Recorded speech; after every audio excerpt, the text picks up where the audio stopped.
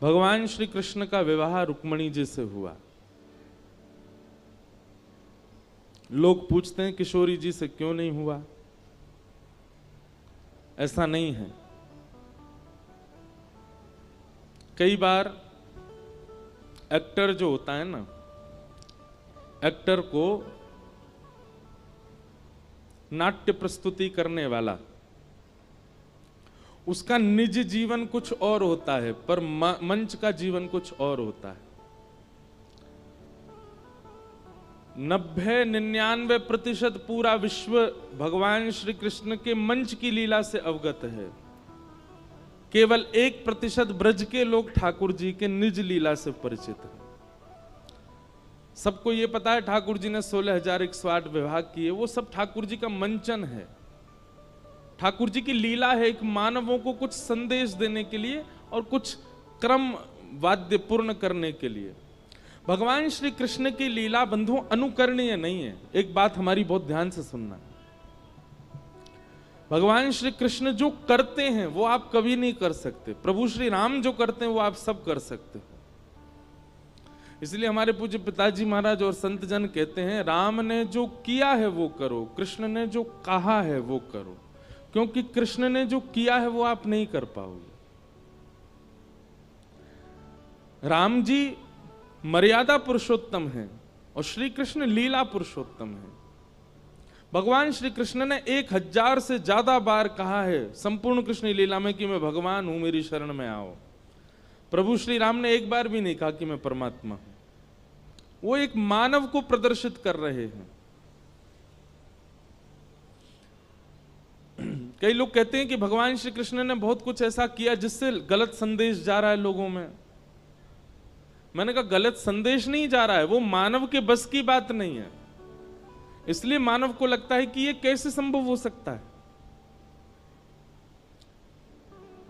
भगवान श्री कृष्ण ने राम अवतार पहले धारण करके हम सबको संकेत किया कि करणीय ये अवतार है और श्रवणीय कृष्ण अवतार है। भगवान श्री कृष्ण कहते जो हैं वो करना है, उनकी करनी आप नहीं कर सकते।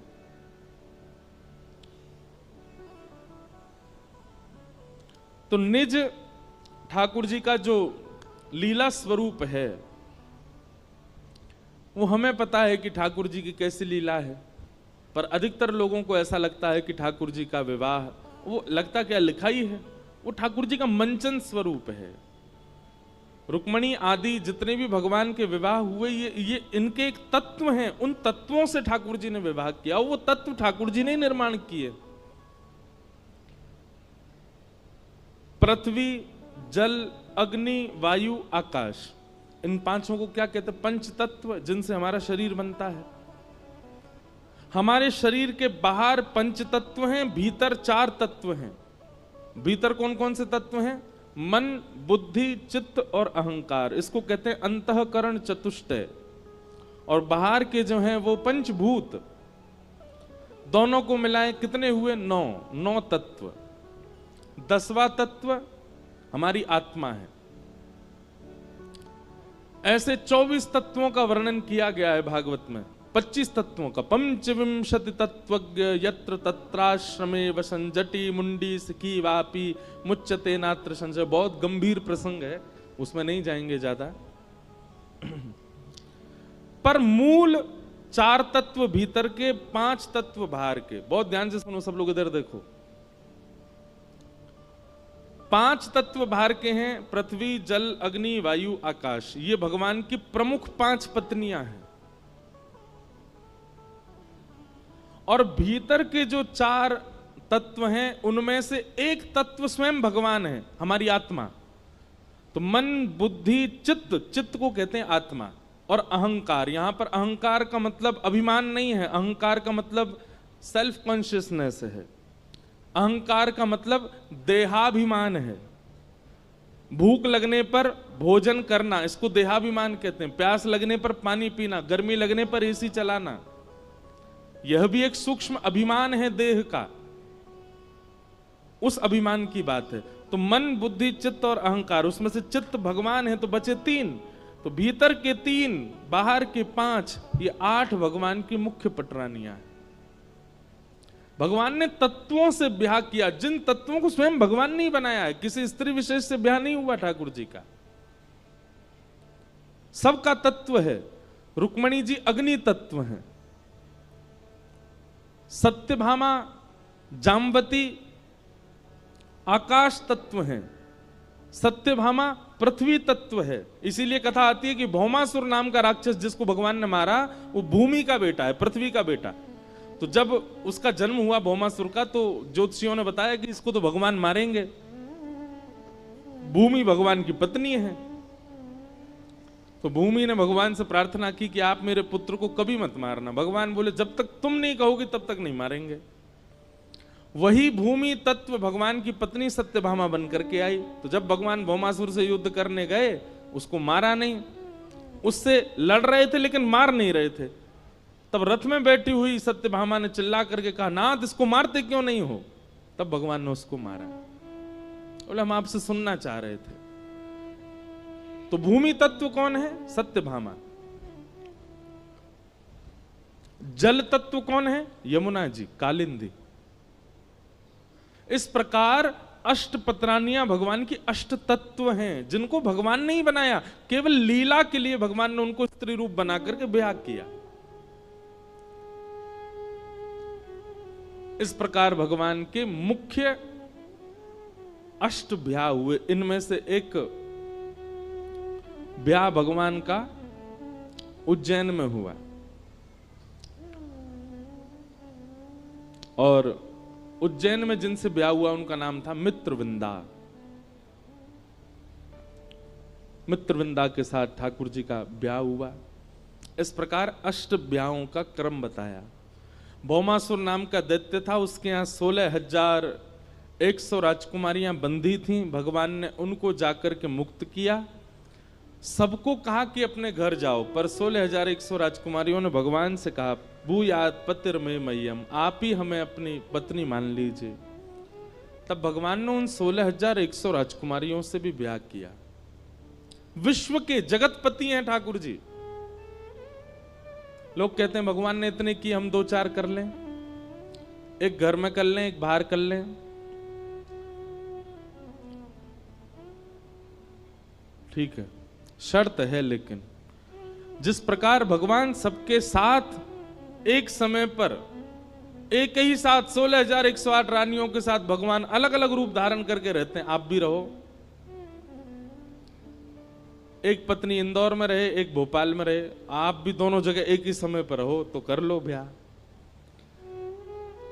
भगवान श्री कृष्ण ने जो किया है वो नहीं कर पाओगे। इसलिए भगवान श्री कृष्ण जो उपदेश करते हैं वो श्रवण करो। भगवान के इतने ब्याह हो गए, 16,108 ब्याह हुए। तत्पश्चात भगवान की दिनचर्या, ग्रहचर्या, इन सब की कथा बताई गई। एक नृण नाम का राजा था। वो नृण राजा रोज दान करता था। एक बार उससे एक भूल हो गई कि एक ब्राह्मण को उसने 10 गैया दान करी। उनमें से एक गैया भाग करके आई और राजा की गौशाला में फिर से आकर के खड़ी हो गई। अगले दिन राजा ने 10 गैया फिर दान करी, तो जो गैया का पहले दान कर चुका था उसी का दोबारा दान कर दिया। दूसरा ब्राह्मण 10 गैया लेके जा रहा था। पहला ब्राह्मण 9 में से एक गैया को ढूंढ रहा था, और ढूंढता ढूंढता उसने दूसरे ब्राह्मण के यहाँ गैया को देखा। दोनों ब्राह्मणों में विवाद हो गया।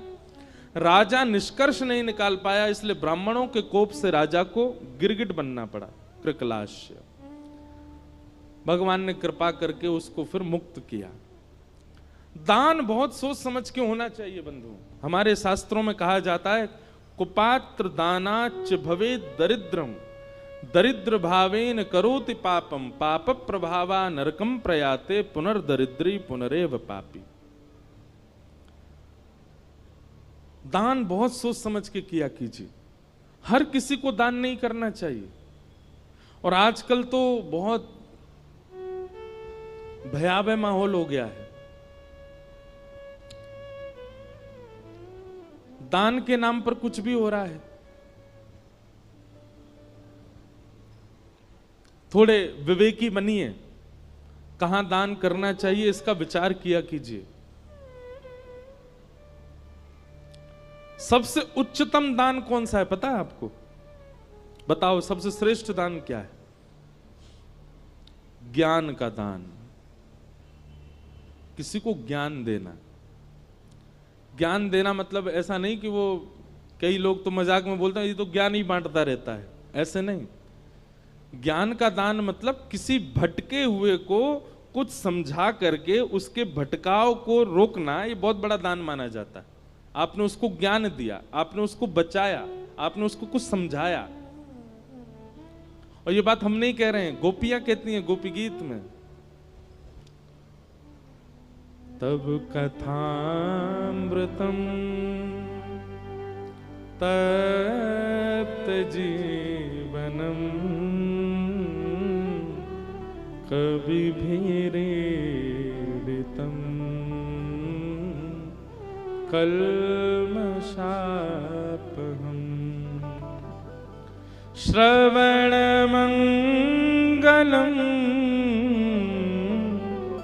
श्रीमदाततम्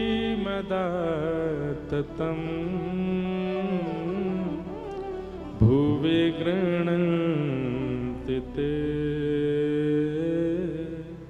भूरिदा जनाः। गोपियां कहती हैं इस संसार में सबसे बड़ा दानी यदि कोई है तो देखो, हम अपनी प्रशंसा नहीं कर रहे हैं, पर आपको जानकर के आश्चर्य होगा कि संपूर्ण श्रीमद् भागवत में वक्ताओं की प्रशंसा केवल एक ही बार की गई है, और वो भी ब्रज की गोपियों ने की है। वक्ताओं की प्रशंसा नहीं है। सब जगह श्रोताओं की महिमा, श्रोताओं की प्रशंसा, श्रोताओं का यश। वक्ताओं की केवल एक जगह प्रशंसा है, और वो है गोपी गीत में। और इतना ही नहीं, गोपी गीत में गोपियां प्रशंसा करती हैं और फिर अगला गीत गाया भ्रमर गीत, उसमें फिर गालियां भी देती हैं वक्ताओं को। गोपियां कहती हैं त्रिलोकीनाथ को शब्द की पुड़िया में बांध करके सबको दान कर देते हैं ये वक्ता, सबसे बड़े दानी है। ब्रह्मांड नायक को शब्दों में बांध करके सबको दे देते हैं। बिना वैकुंठ के, बिना वृंदावन के, बिना अयोध्या के, बिना सरयू तट के, बिना यमुना तट के श्री कृष्ण का साक्षात्कार करा देते हैं वक्ता, सबसे बड़े दानी। गोपियां कहती सबसे बड़ा दान क्या है? आप कथा सुनते हैं, कथा सुनने के बाद जब जाएं तो जो कथा में नहीं आए उनको जाकर के सुना दो कि आज हम क्या सुन के आए या हमने क्या प्राप्त किया। लेकिन एक बात याद रखिएगा, शास्त्रों में 10 नामापराध बताए गए, अपराध जो भक्तों को नहीं करने चाहिए। उनमें से एक अपराध पता है क्या है? जो व्यक्ति ठाकुर जी के यश को नहीं समझ पाता उसके सामने यश सुनाना। जो ठाकुर जी पे भरोसा नहीं करता, ठाकुर जी का मजाक उड़ाता रहता है या आध्यात्मिकता की खिल्लियां सी उड़ाता रहता है, उसके सामने जाकर के कथा की प्रशंसा करना, अपने गुरु की प्रशंसा करना, भगवत तत्व की वार्ता करना और फिर उसके द्वारा उपहास होना, ये एक अपराध है। इसलिए पहले योग्यता पहचान लीजिए, सामने वाला योग्य हो तो ही सुनाओ।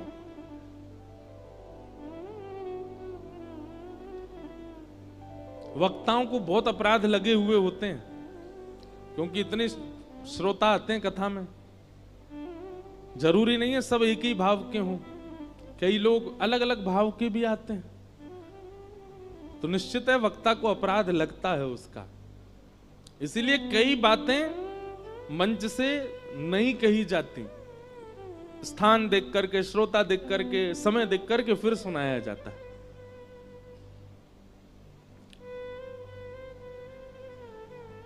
तो दान ज्ञान का अच्छा, पर दीजिए उसी को जो उसको पचा सके, जो उसको संभाल सके, जो उसको रख सके। बीज को कहीं भी नहीं बोया जाता, सत्पात्र में ही बोया जाता है। जहां बीज अंकुरित हो सके वहीं डालते हैं हम। हर बीज का एक नियम होता है ना। अब मुझे तो इतनी नहीं आती प्लांटिंग करना, फार्मिंग करना, पर आप सब में से कोई जानकार हो, हर बीज का एक स्वरूप होता है कि वो इतनी मिट्टी में ही जाएगा तो फलेगा, इतनी धूप ही आनी चाहिए, इतना जल पड़ना चाहिए। तो ऐसे ही पात्र देख करके बताना चाहिए भगवत भावों को। ये बात आपके लिए, हमारे लिए नहीं। हम तो खुले मंच से कुछ भी कहें, ये तो कथा पंडाल है, अपराध तो लगता है, लेकिन फिर भी यह नियम है कि यहां तो सब सुनाना ही है। पर आप लोग जब एकांतिक किसी से मिलते हैं या अपने परिवार के लोगों के बीच में बैठते हैं, जो व्यक्ति ऐसा दिखता हो कि ये इस भाव को अच्छी तरह स्वीकार नहीं करेगा, मत सुनाइए, नहीं तो अपराध लगेगा।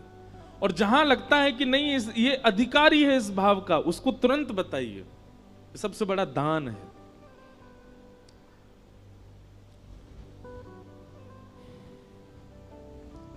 तो दान श्रेष्ठ कौन सा? ज्ञान का। अच्छा, ज्ञान का दान भी श्रेष्ठ क्यों है? क्योंकि दान वह श्रेष्ठ माना जाता है जो किसी को दिया गया, तो जिसको दिया गया है उससे कभी खत्म ना हो, सदा उसके पास रहे और बढ़ता रहे, वो दान श्रेष्ठ माना जाता है।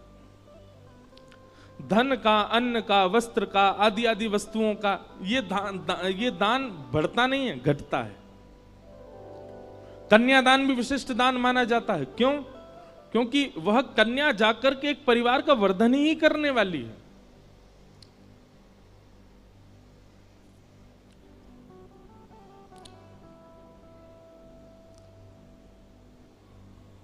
तो इस प्रकार राजा नृण की कथा बताई गई। फिर आगे प्रसंग आता है कि श्री नारद जी महाराज भगवान की गृहचर्या देखने गए कि भगवान अपने गृहस्थाश्रम में कैसे रहते हैं। तभी नारद जी ने जाकर के क्या देखा कि ठाकुर जी 16,100 राजकुमारियों के साथ एक ही समय पर अलग अलग रूप में अलग अलग भवनों में विलास कर रहे हैं, एक ही साथ। यह दर्शन करके नारद जी महाराज अत्यंत प्रसन्न हुए। तत्पश्चात भगवान की नित्यचर्या बताई गई। ठाकुर जी की दिनचर्या कैसी है? सुबह भगवान ब्रह्म मुहूर्त में उठ जाते हैं। अच्छा, एक बात सुनो, हमारा तो सिस्टम डामाडोल हो चुका है। अब कथाएं करते करते और भाग दौड़ में हमारा कोई नियम नहीं रह गया। अब सब उल्टे सीधे हो गए हैं। पर आप लोग संभालो। जिस व्यक्ति को, लिख लीजिएगा इस बात को, ठाकुर जी का जीवन में कभी साक्षात्कार करना हो, वो ब्रह्म मुहूर्त में उठना प्रारंभ कर दे। सूर्य उदय से पहले रात्रि जा रही है, उस काल में उठ करके और अपना प्राणायाम आदि, स्नान आदि करके और ध्यान निश्चित करे भगवान का। और यदि वो धाम निवासी है, लाइव में भी जो वृंदावन के लोग सुन रहे हैं कथा, प्रातःकाल ब्रह्म मुहूर्त में उठ करके स्नान करके चले जाओ, यमुना जी के तट पर जाकर के परिक्रमा करो। हमको बिहारी जी के गोस्वामी जी एक हैं हमारे बड़े, ठाकुर जी की खूब सेवा करते हैं। उन्होंने मुझको बताया, बोले लाला तो एक सूत्र बता के जा रहा हूं। मैंने कहा बताओ महाराज जी। बोले काउद ना ऐसो नियम धारण कर लियो, जब तू ब्रज में रहवे लग जाए। अब तो हम रहते ही नहीं, हम दुनिया ब्रज में बस रही, हमारी कथा सुन के हम ही ब्रज से बाहर हैं।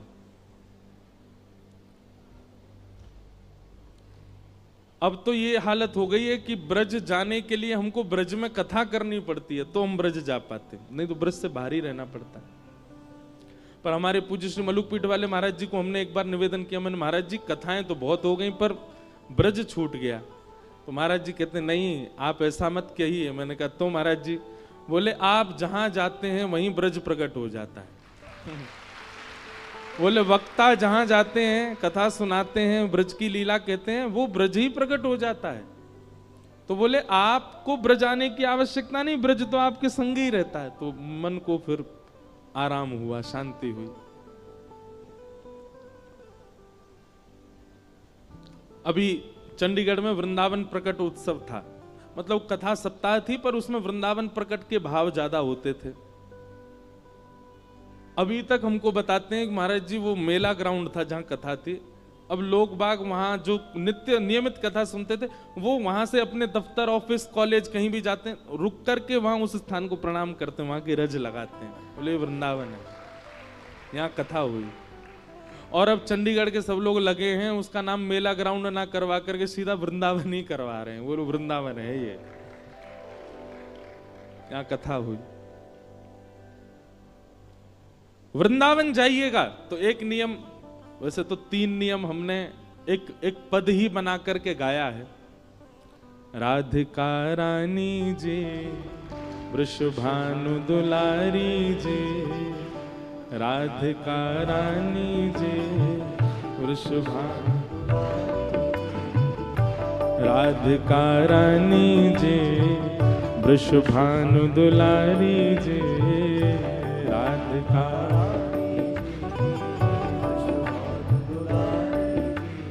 ओ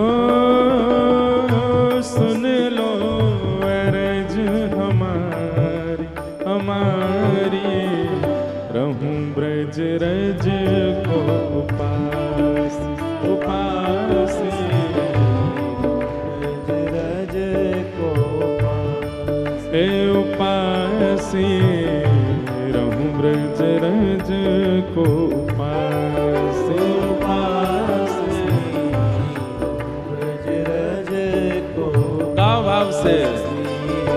राधिका रानी जी, वृषभानु दुलारी जी, राधिका रानी जी, वृषभानु दुलारी जी, राधिका रानी जी, वृषभानु दुलारी जी, राधिका रानी जी, वृषभानु दुलारी जी। सुन लो अरज हमारी हमारी, रहूं ब्रज रज को उपास उपास, रहूं ब्रज रज को उपास, रहूं ब्रज रज को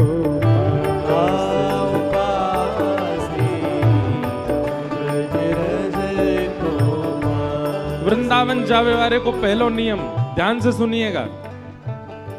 मंगला उठ यमुना जी जाऊं, मंगला उठ यमुना जी, मंगला उठ यमुना जी जाऊं, मंगला उठ यमुना जी। फिर प्यारे राधा वल्लभ के दर्शन पाए,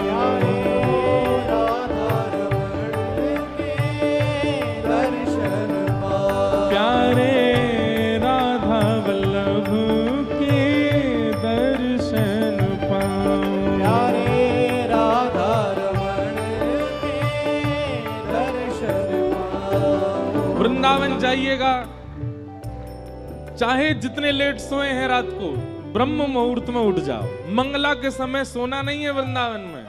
यमुना जी जाइए, यमुना जी को प्रणाम करो और सीधे राधा वल्लभ जी की मंगला आरती करिए। राधा वल्लभ के दर्शन पाऊं, राधा वल्लभ के दर्शन पाऊं। कृपा अभिलाषी जी, राधा रानी जी, कृपा अभिलाषी जी, श्री राधा रानी जी। ओ कृपा अभिलाषी जी, कीरत सुत प्यारी जी, कृपा अभिलाषी जी, कीरत सुत प्यारी जी।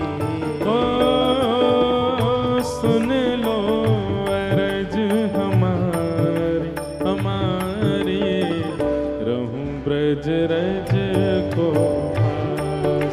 उपास, रहूं ब्रज रज को उपास, रहूं ब्रज रज को उपास, रहूं ब्रज। बोलो वृषभानु दुलारी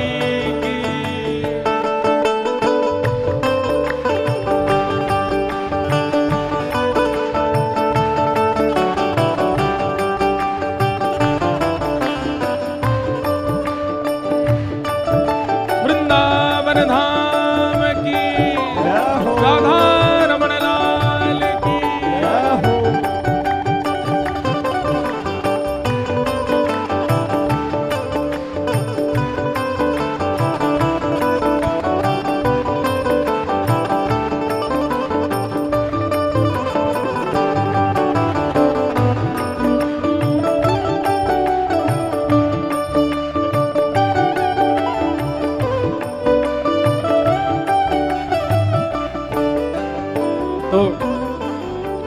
पहलो नियम कहा है, मंगला में उठ करके यमुना जी के दर्शन करने हैं। और दूसरा नियम कहा है, होटल पे नहीं खाना, रेस्टोरेंट में नहीं खाना, दुकानों पे नहीं खाना है। तो ब्रजवासिन के मधुकर पाऊं, ब्रजवासिन के मधुकर पाऊं, हे ब्रजवासिन के मधुकर पाऊं, ब्रजवासिन के मधुकर पाऊं। प्यारे राधा रमण संग नैन मिलाऊं, प्यारे राधा रमण संग नैन मिलाऊं।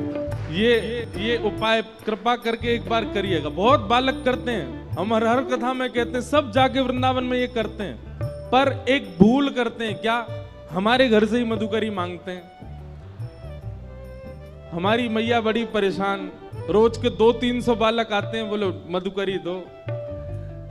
इसमें एक नियम और सुनो, मधुकरी उस ब्रजवासी के यहां से पानी है जो आपका परिचय का नहीं है।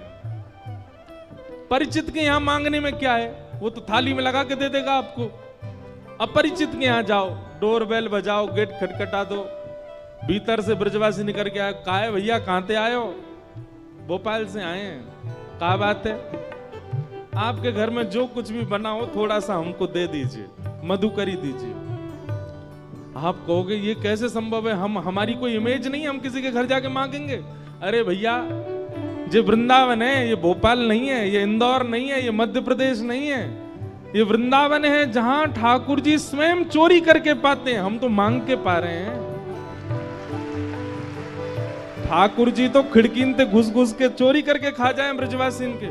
और एक बात सुनिए, हिमालय की तपस्या का फल, हरिद्वार के यज्ञ का फल, प्रयागराज के स्नान का फल हमारे वृंदावन के ब्रजवासी के मधुकरी के समान है।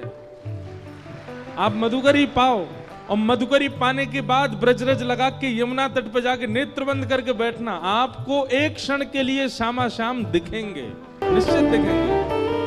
पहलो नियम मंगला में उठवे को, दूसरो नियम ब्रजवासिन के घर की मधुकरी पावे को, और तीसरो नियम रसिक जनन की सेवा पाऊं, रसिक जनन की सेवा पाऊं, ब्रजवासिन की सेवा पाऊं, ब्रजवासिन की सेवा पाऊं। प्यारे कुंज बिहारी के दर्शन पाऊं, प्यारे बांके बिहारी के दर्शन पाऊं, प्यारे बांके बिहारी के दर्शन पाऊं। जैसे हमारे ब्रज में ना बहुत संत रहते हैं, वो किसी से कभी कोई याचना नहीं करते, कुछ मांगते नहीं। गर्मियों के समय में जाओ तो ऐसी सामग्रियां उनके लिए लेके जाओ जो उनके भजन में सहायक बने। जैसे हम कभी कभी गिरिराज जी में भयंकर गर्मी होती है तो ग्लूकोज बांट के आते हैं सारे संतों को कि वो पान करें, उससे उनको लाभ मिले। हमारे ब्रज में गिरिराज जी में ऐसे संत 3-3 परिक्रमा गिरिराज जी की रोज लगाते हैं। 21 किलोमीटर की एक परिक्रमा, 3 परिक्रमा लगाते हैं। उनको कभी मोजा दिया है, कोई वस्त्र दिया है, कोई सामग्री दिया, और कुछ नहीं तो उनके पास बैठ करके थोड़ी देर चरण सेवा कर आए, उनके वचनामृत सुने आए, बैठ करके बस उनके थोड़ी देर भाव श्रवण कर लिए। यही रसिक जनों की सेवा है, ब्रजवासियों की सेवा है।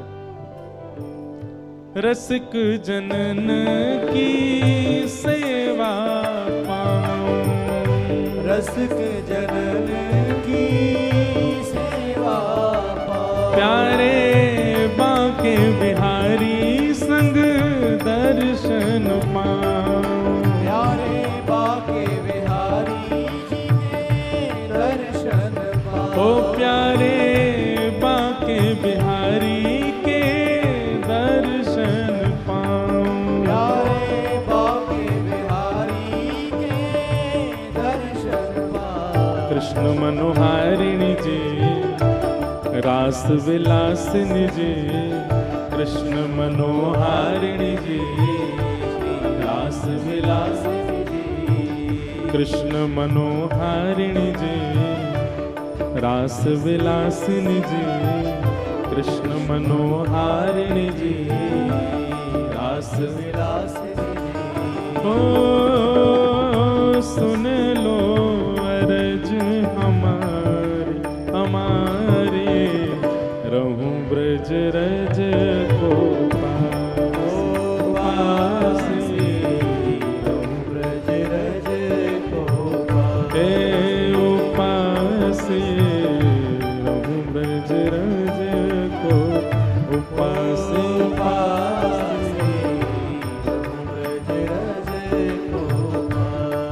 और अंतिम भाव में जो भी भाव लिख पाते हैं ना, तो भाव ऐसा आता है, हमारे गिरधर लाल जी लिखवा रहे हैं, तो अंतिम भाव में श्री गिरधर लाल जी की एक भावना का दर्शन है।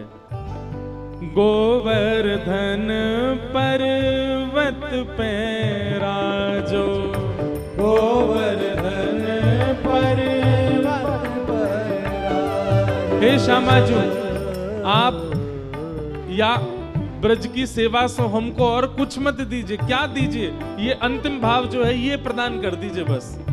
गोवर्धन पर्वत पे राजो, गोवर्धन पर्वत पर राजो। प्यारे गिरधर लाल संग दर्श करा दो। प्यारे गिरधर लाल संग दर्श करा। ओ प्यारे गिरधर लाल संग दर्श करा दो। प्यारे गिरधर लाल संग दर्श करा दो।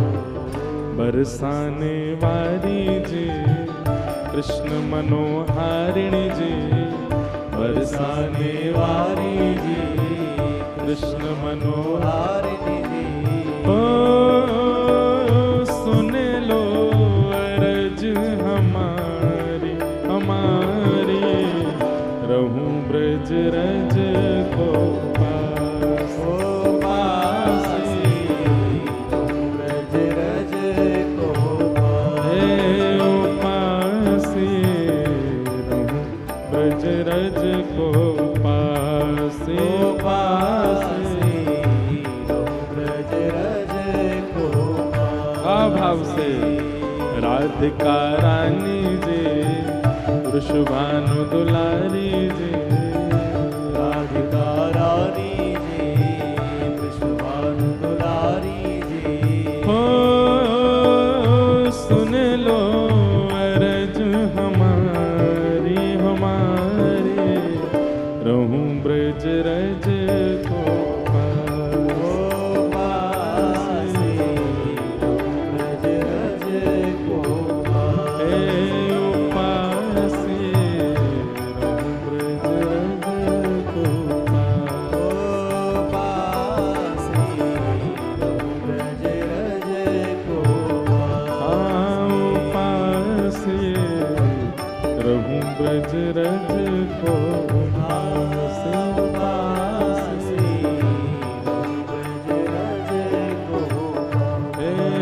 उपास, रहूं ब्रज रज को पास। उपास, रहूं ब्रज रज को पास। ज्यादा नहीं, ब्रज के ये 3 नियम हैं। मंगला उत्थापन, मधुकरी सेवन और रसिक सेवा, ब्रजवासीन की सेवा। ये 3 भाव करने वृंदावन, ठाकुर जी यही से प्रसन्न हो जाएंगे। पर वृंदावन जाके व्यक्ति सब करता है, ये तीनों ही नहीं करता। ना तो मंगला उठते हैं, ना मधुकरी मांगते हैं, ना रसिकों